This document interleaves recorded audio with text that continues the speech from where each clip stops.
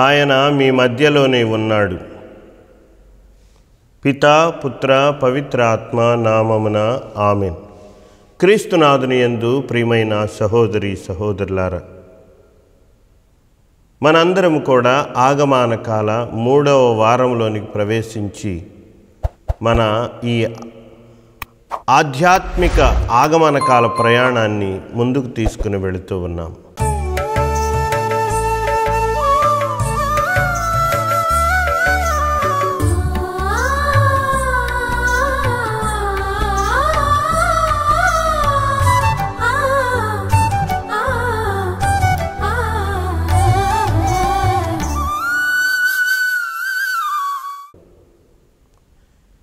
క్రీస్తు రక్షకుని కోసం ఆధ్యాత్మికముగా సిద్ధపడుతూ ఆయన రాకడకు మనలను మనం సిద్ధం చేసుకుంటూ ఉన్నాం. ఈ ఆధ్యాత్మిక ప్రయాణంలో ప్రభుని మన జీవితాలలోనికి యోగ్యమైనటువంటి రీతిలో ఆహ్వానించుకొని మన యొక్క హృదయపు ఆలయాలలో ఆయనను ప్రతిష్ఠించుకునేటందుకు ప్రయత్నం చేస్తూ ముందుకు సాగుతూ ఉన్నాం. మానవుల యొక్క అవసరతలను గనక మనం ప్రత్యేకమైనటువంటి రీతిలో పరిశీలించినట్లయితే మనిషి ఉండేటువంటి ఒక ప్రత్యేకమైనటువంటి అవసరత ఏమిటంటే గుర్తింపును పొందడం. ఇతరుల చేత అతనిని ప్రత్యేకమైనటువంటి రీతిలో గుర్తింపు చేయబడటానికి మనం ప్రయత్నం చేస్తాం. చిన్న పెద్ద కార్యాల ద్వారా తెలిసి తెలియకుండా తలపెట్టేటువంటి కొన్ని కార్యక్రమాల ద్వారా మనకు మనంగా ఇతరుల యొక్క గుర్తింపును సాధించాలి అని, మనము చాలా బాగా వ్యాప్తిని పొందాలి అని, ఇతరుల నోళ్లలో మంచి పలుకుబడి కలిగినటువంటి వ్యక్తులంగా మారాలి అని మనందరం తపిస్తాం, తపన పడతాం, ఆతృత చెందుతాం. దీనినే మనము ఇంగ్లీష్లో రికగ్నిషన్ అని చెబుతాం.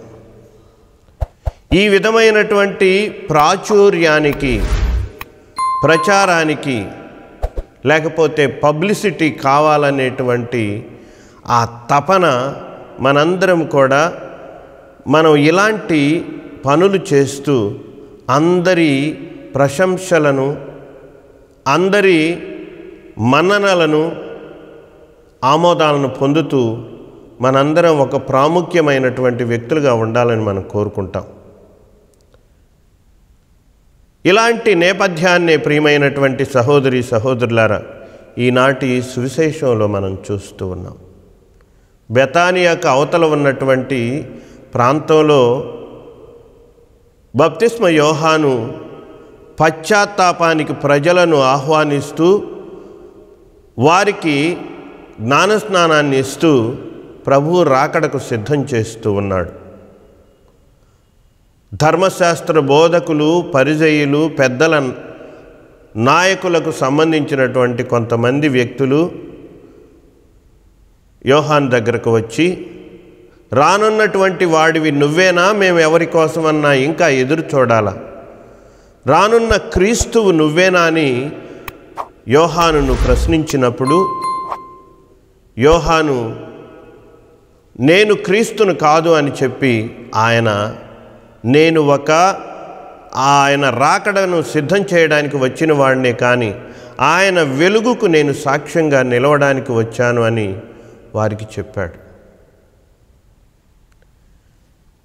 బప్తిస్మ యోహాను ఒక శక్తివంతమైనటువంటి అవతారమూర్తి, ఒక కారణ జన్ముడు, ఒక పవిత్రమూర్తి. ప్రభు యొక్క ప్రవక్తలలో ఒక ప్రధానమైనటువంటి స్థానాన్ని దైవ జీవితంలో పొందుకునేటందుకు అవకాశాన్ని దేవుని చేత పొందినటువంటి వాడు ఈ బప్తిస్మ యోహాను. బప్తిస్మ యోహాను యొక్క జీవితము తన యొక్క జీవిత విధానము అనేటువంటిది ఈనాడు మనం గమనించినట్లయితే తన యొక్క శక్తివంతమైనటువంటి వాక్య పరిచర్య బోధ ఈ విధంగా ఆయన దగ్గరకు ఆ ధర్మశాస్త్ర బోధకులు పరిసయ్యులకు సంబంధించినటువంటి వ్యక్తులు వచ్చి ఆయనను క్రీస్తువు నువ్వేనా అని అడగడానికి కారణమైంది. అందుకు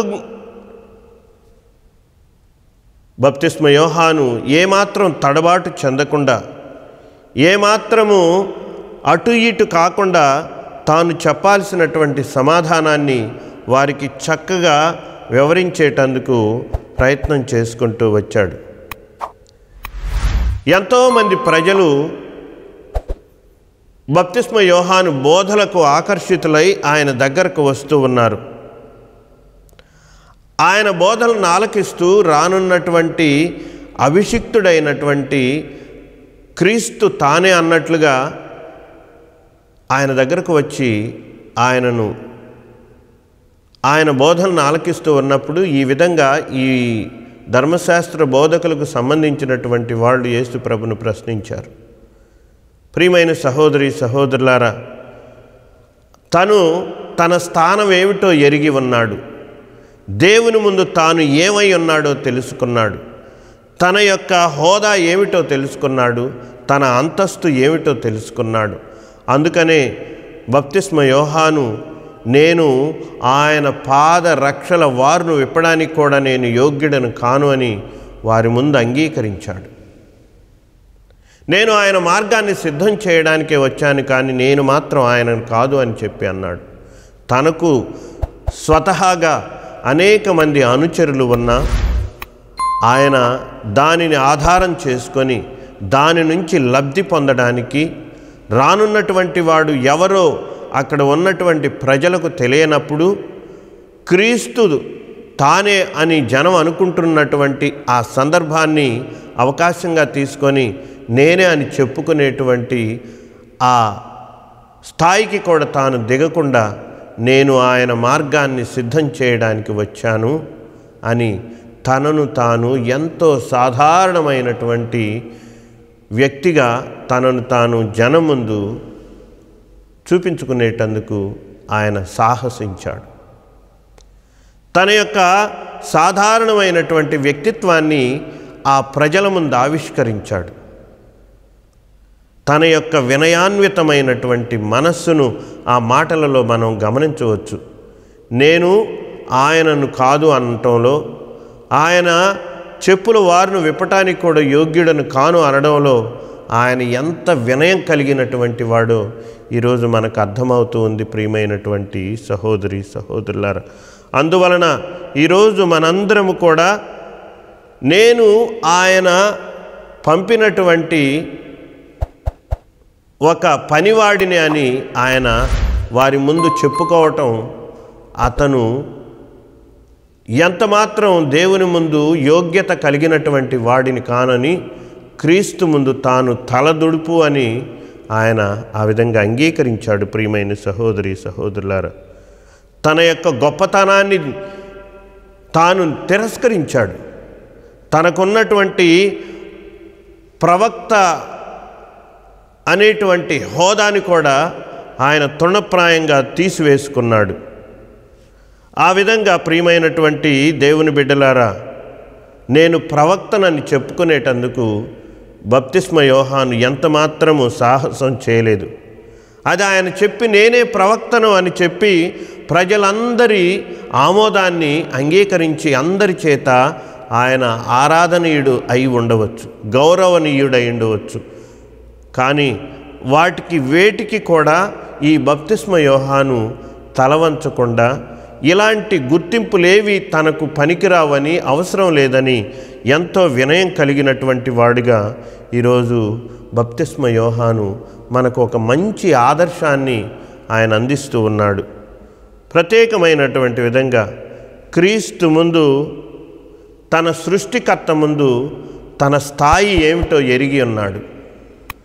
తాను ఒక మట్టి పురుగును అని, తాను తన సృష్టికర్త చేత కలిగించబడినటువంటి వాడినే కానీ నేను ఆయనలాగా శక్తిమంతుడని కాదు, ఆయన సృష్టిలో ఒక ప్రాణిని అని యోహాను జనం ముందు అంగీకరించుకునేటందుకు ఆయన సాహసం చేశాడు, ప్రయత్నం చేశాడు. ఎందుకు ఈ విధంగా ఆయన చెప్పాల్సి వచ్చిందంటే, తాను నీటితో జ్ఞానస్నానం ఇస్తూ ఉన్నాను, నా తరువాత రానున్నటువంటి వాడు అగ్నితోనూ పవిత్రాత్మతోనూ మీకు జ్ఞానస్నానం ఇస్తాడని చెప్పి ఆయన నాకంటే అధికుడని ఆయన ఆ విధంగా తన స్థానం ఏమిటో, తన హోదా ఏమిటో, తన అంతస్తు ఏమిటో, దేవుని ముందు తాను ఎలాంటి వ్యక్తినో ఈ బప్తిస్మ యోహాను ఈ మాటల ద్వారా వారికి తన యొక్క అంతస్తును తెలియజేసేటందుకు ప్రయత్నం చేశాడు. ఆ విధంగా తను హెచ్చించబడాలి, నేను తగ్గించబడాలి అని దేవునికి ప్రధానమైనటువంటి స్థానాన్ని ఇచ్చాడు ఈ బప్తిస్మ యోహాను. ఒక గొప్ప ప్రవక్తగా తనకు ఉన్నటువంటి హోదాని అనుభవించడానికి కూడా ఇష్టపడల. ఒక శక్తివంతమైనటువంటి బోధకుడుగా ప్రజల యొక్క గౌరవాన్ని తిరస్కరించాడు. ఒక బలవంతమైనటువంటి పరిచారకుడుగా, ఆయన ప్రవక్తగా ఆయన దానిని అనుభవించేటందుకు, ఆ హోదాలో ఆనందించేటందుకు ఎంతమాత్రం ప్రయత్నం చేయలేదు. ఇలాంటి గుర్తింపులు, ఇలాంటి ప్రాచుర్యతకు సంబంధించినటువంటివి ఏవి కూడా ఈ బప్తిస్మ యోహానికి అవసరం లేకుండా పోయినాయి. తాను సాధారణమైనటువంటి జీవితాన్ని జీవించడానికి ఇష్టపడ్డాడు. దాని యందే ఆనందించేటందుకు ప్రయత్నించాడు. తగ్గింపు జీవితం కలిగి జీవించేటందుకు ప్రయత్నించాడు. వినయము కలిగి జీవించడానికి ప్రయత్నించాడు. ప్రియమైనటువంటి సహోదరి సహోదరులారా, మనందరము కూడా ఈ ఆగమన కాలంలో ఆ ప్రభుని మన జీవితాలలోనికి ఆహ్వానించడానికి సిద్ధమవుతూ ఉన్నటువంటి ఈ సమయంలో మనందరము కూడా క్రీస్తు జయంతికి తయారయ్యేటువంటి తరుణంలో మన మదిలో మెదిలేటువంటి ప్రధానమైనటువంటి మాట ఏమిటి అంటే, ఈ ఆగమన కాలంలో మనందరము కూడా చిన్నవారిమిగా ఉండాలి. దేవుని ముందు మనందరము వినయం కలిగినటువంటి వారిమిగా ఉండాలి. మనందరము సాధారణమైనటువంటి వ్యక్తులంగా ఉండాలి. దానికి ఉదాహరణే మరే తల్లి జీవితం.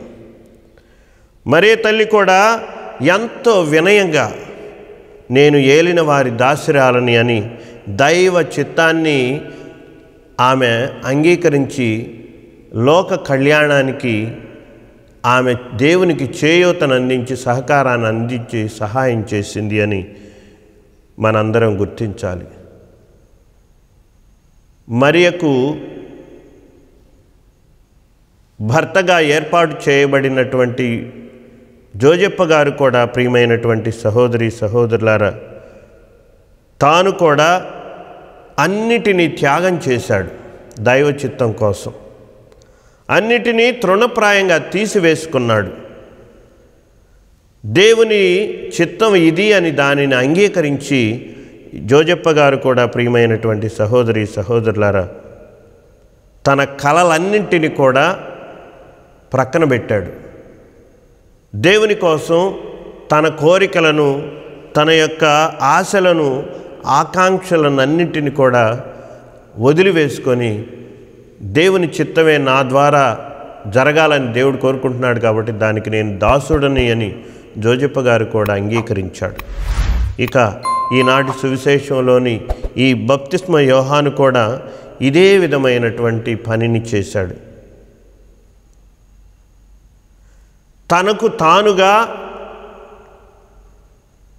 ప్రజల నుంచి తాను ఒక గొప్ప ప్రవక్తనని, రానున్నటువంటి రక్షకుడిని అని, క్రీస్తును అని అవకాశంగా తీసుకొని తనను తాను ప్రకటించుకునే అవకాశం ఉన్నా కూడా దాని నుంచి లబ్ధి పొందడానికి ఈ బప్తిస్మ యోహాను ఎంత మాత్రం ప్రయత్నం చేయలేదు అంటే మనందరము ఆయనలో ఉన్నటువంటి ఆ వినయాన్వితమైనటువంటి తగ్గింపు కలిగినటువంటి సాధారణమైనటువంటి జీవితాన్ని ఈరోజు మనం గుర్తించాలి.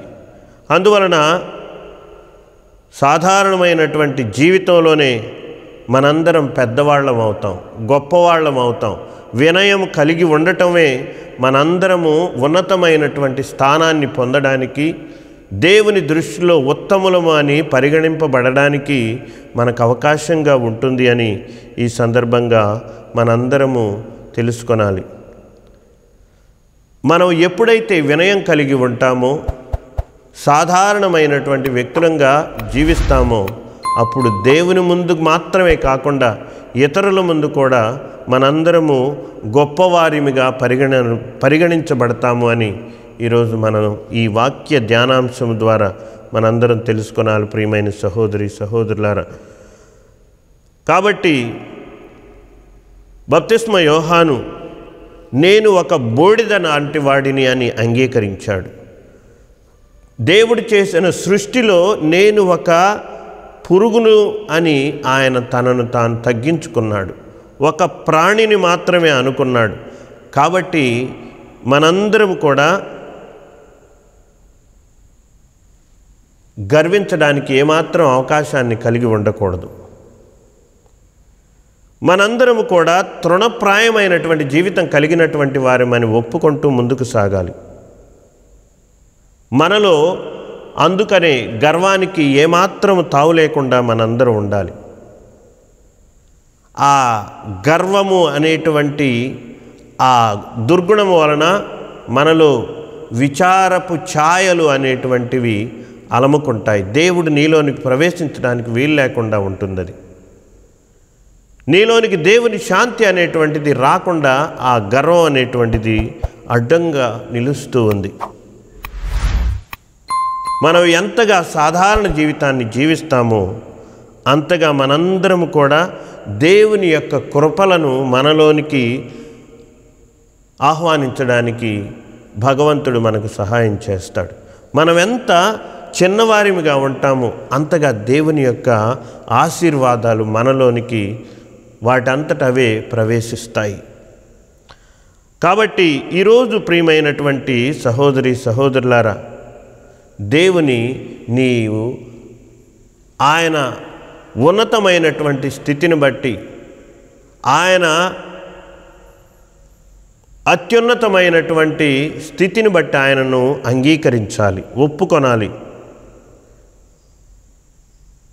నేను దేవుని ముందు ఏ విధమైనటువంటి వ్యక్తిగా ఉంటున్నానని చెప్పి నిన్ను నీవు ప్రశ్నించుకోవాలి. నేను మనం అందరము కూడా వినయం కలిగి సాధారణమైనటువంటి జీవితం జీవించే వాళ్ళముగా ఉన్నామా లేదా అని ఈరోజు మనం ప్రశ్న వేసుకుంటూ ఈ ఆగమన కాల ప్రయాణాన్ని మనం ముందుకు తీసుకొని వెళ్ళాలి.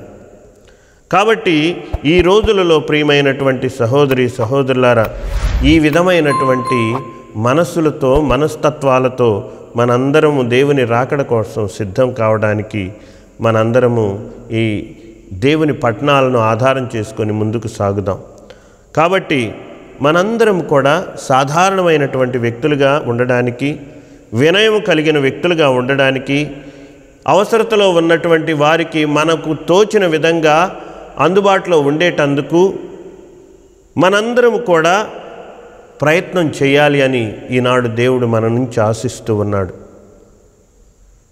ఆ విధంగా మనం జీవించినప్పుడు మనందరం క్రీస్తుకు సాక్షులముగా, ఆయన యొక్క వెలుగుగా జనంలో మనందరం చిరస్థాయిగా ఉంటాం. అప్పుడు పవిత్రాత్మ శక్తి మనలను ముందుకు నడిపిస్తూ ఉంది, మనలను ప్రేరేపిస్తుంది మంచిని చేయడానికి. మనందరం కూడా క్రీస్తులాగా, క్రీస్తును పోలిన విధంగా వినయం కలిగి, తగ్గింపు కలిగి, సాధారణమైనటువంటి వ్యక్తులంగా మన చుట్టూ ఉన్నటువంటి వారు మనలను అంగీకరించేలాగా మనందరికీ ఆ ఆత్మ దోహదం చేస్తూ ఉంది. కాబట్టి ఈరోజు మనందరము ఈ 3వ సామాన్య ఆదివారం రోజు మనం సాధారణమైనటువంటి వ్యక్తులంగా, వినయం కలిగిన వారిగా జీవించుతూ మనం దేవుని యొక్క ఆ రాకడలో కలిగే సంతోషాన్ని, ఆనందాన్ని మనం పొందుకునేటందుకు సహాయం చేయమని ప్రత్యేకమైన విధంగా మనలో మధ్యకు రానున్నటువంటి దేవుని ప్రత్యేకమైనటువంటి రీతిలో ప్రార్థన చేసుకుంటూ అభ్యర్థించుదాం. ఆ విధంగా మనలను మనం సిద్ధం చేసుకొని ఇతరుల అవసరాలే మన అవసరాలుగా మార్చుకునేలాగా మనల్ని మనం తయారు చేసుకొని ప్రభు యొక్క రాకడలో మనం ఆనందించుదాం. ఏలిన వారు మీతో ఉందురుగాక, మీ ఆత్మతో ఉందురుగాక. సర్వశక్తిగల సర్వేశ్వరుడు పిత, పుత్ర, పవిత్ర ఆత్మ దీవించి కాపాడుదురుగాక. ఆమేన్.